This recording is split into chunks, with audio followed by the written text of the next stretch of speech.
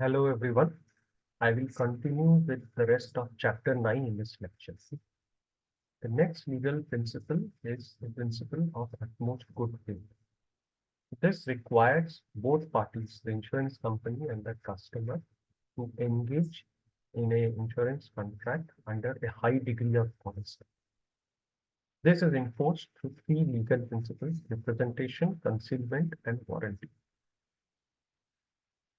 Representations are statements made by the applicant for getting insurance. The insurance contract can be cancelled in future if the representation is found to be material, false, and relied on by the insurance company. Material means the information was not shared at the time of application. If it had been shared, the insurance company would not have issued the policy.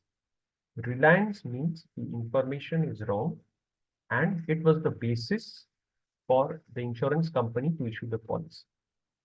Innocent misrepresentation means wrong information is shared unintentionally. Even in that case, the contract can be cancelled if the misrepresentation is found out later.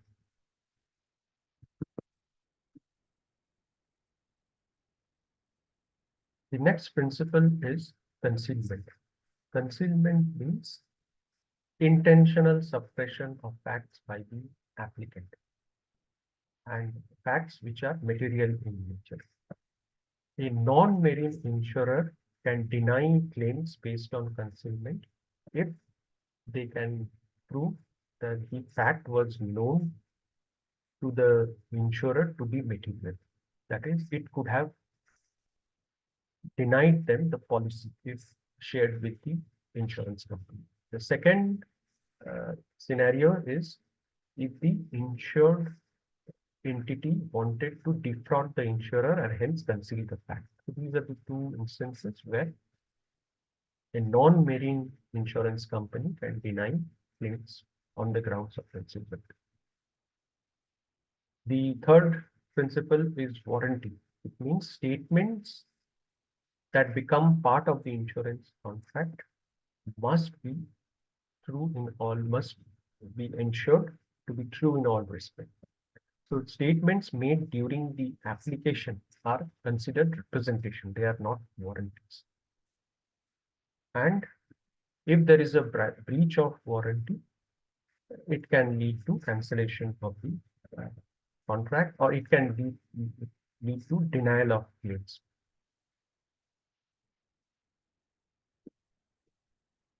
So what are some of the requirements for an insurance contract to be legally enforceable? The first is offer and acceptance. The customer must apply for insurance, so that's the offer. And acceptance is the insurer will go through an underwriting process and decide whether to approve or deny insurance. So acceptance means they have approved the customer's application.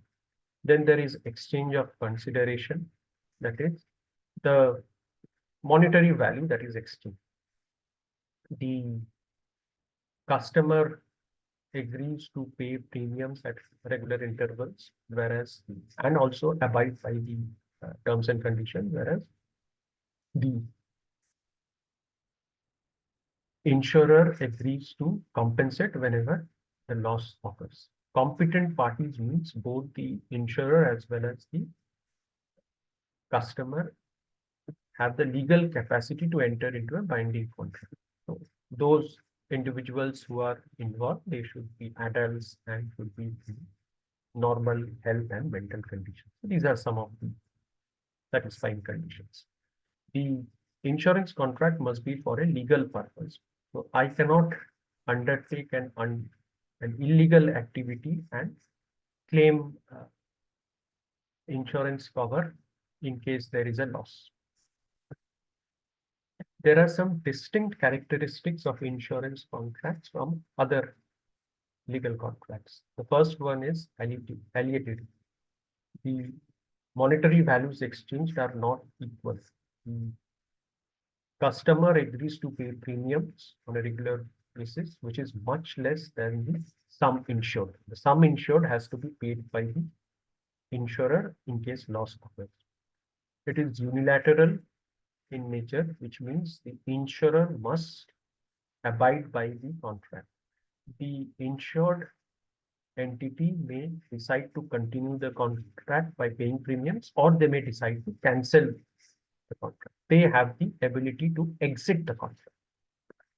Conditional means the customer must comply with all terms and conditions in order to get payment for a loss. So unilateral nature is in favor of the customer. Conditional nature is in favor of the insurer. Personal means the property insurance in particular is given to an individual.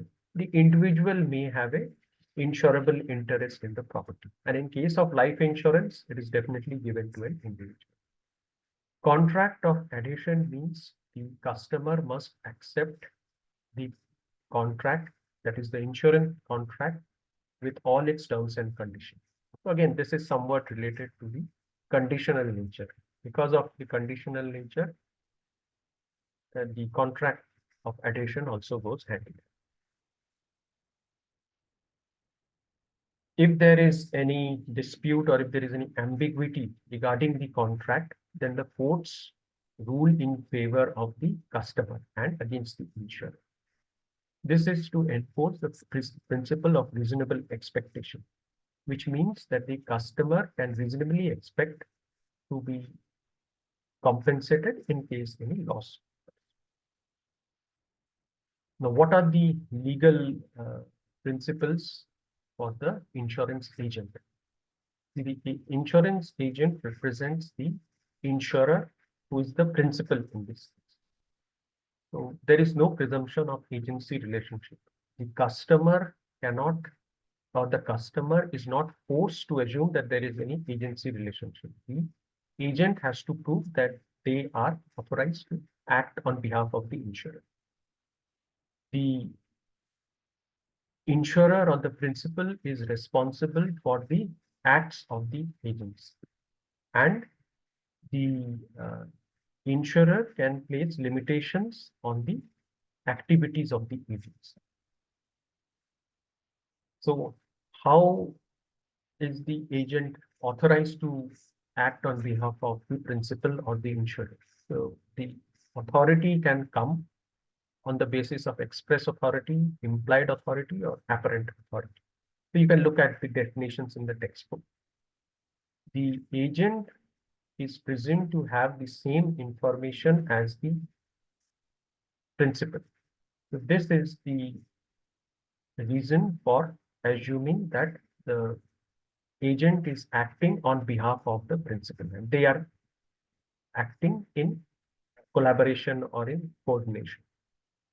The insurer can place limitations on the activities of the agent through a non-waiver clause. That is, they may restrict what activities the agent can do and what activities employees of the insurance company. The other legal principles related to the agency relationship is waiver. So in this case, the insurer can give up a legal right and they cannot enforce it in future.